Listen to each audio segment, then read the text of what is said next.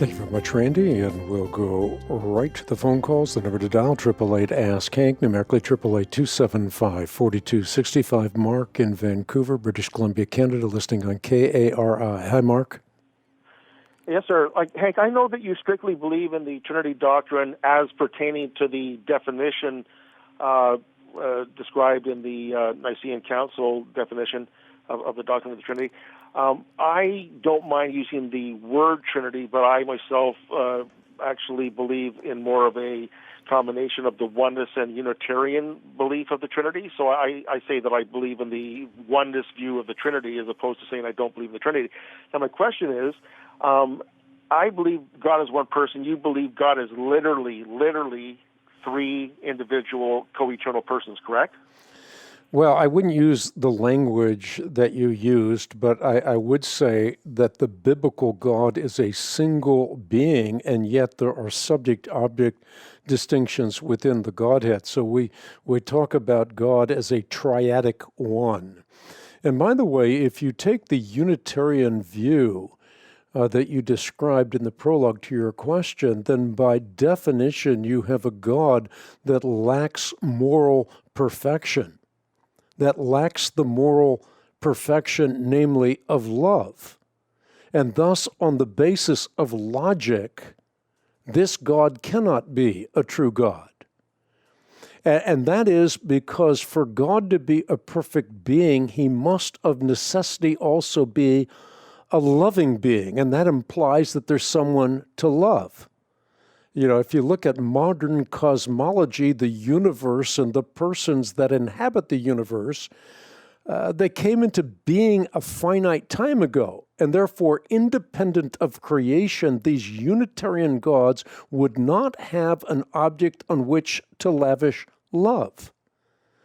And so, whenever you talk about a Unitarian God, you are talking about a God that lacks the moral attribute of love. Whereas you don't have the same situation with a Trinitarian God or a triadic one. Hank, but would it not be appropriate to refer to God as they instead of he, if you believe that way? Well, you can. You can talk about the three persons within the one Godhead. So you can talk about it in plural, yes, absolutely. But this is a mystery. It is something that transcends our ability to fully comprehend. So I fully confess to you that while I am communicating what the Bible clearly communicates, it is beyond my ken to fully comprehend it. So the Bible clearly communicates that there is only one God. You need only think about the Hebrew Shema. Hear, O Israel, the Lord your God, the Lord is one. Or you could look at Isaiah chapter 43, where you have an Old Testament commitment that is codified in that passage to only one true God. So God calls ancient Israel to know, to believe, to understand that before me no God was formed, nor will there be one after me. And by the way, this is emphasized in the New Testament as well. One God and Father of all, who is over all and through all and in all, says the Apostle Paul.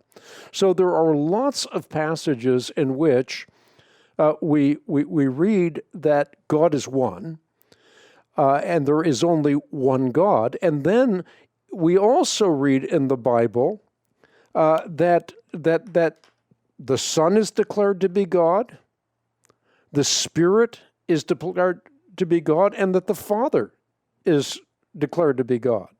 So what I'm saying when I communicate Trinitarian theology is I don't fully comprehend, I only apprehend what God teaches us about himself. And by the way, I don't know that I would want to worship a God that I could fully comprehend. God is ineffable, and even in eternity, I will not fully comprehend God. Thanks, Hank. God bless. God bless you. Thank you so much for calling. You know, there's a quote that I'm fond of that sometimes I communicate on this broadcast, where C.S. Lewis says that all sorts of people are fond of repeating the Christian statement that God is love, but they don't seem to notice that the words God is love have no real meaning unless God contains at least two persons. Why? Because love is something that one person has for another person, and if God was a single person, then before the world was made, he was not love. I love that quote.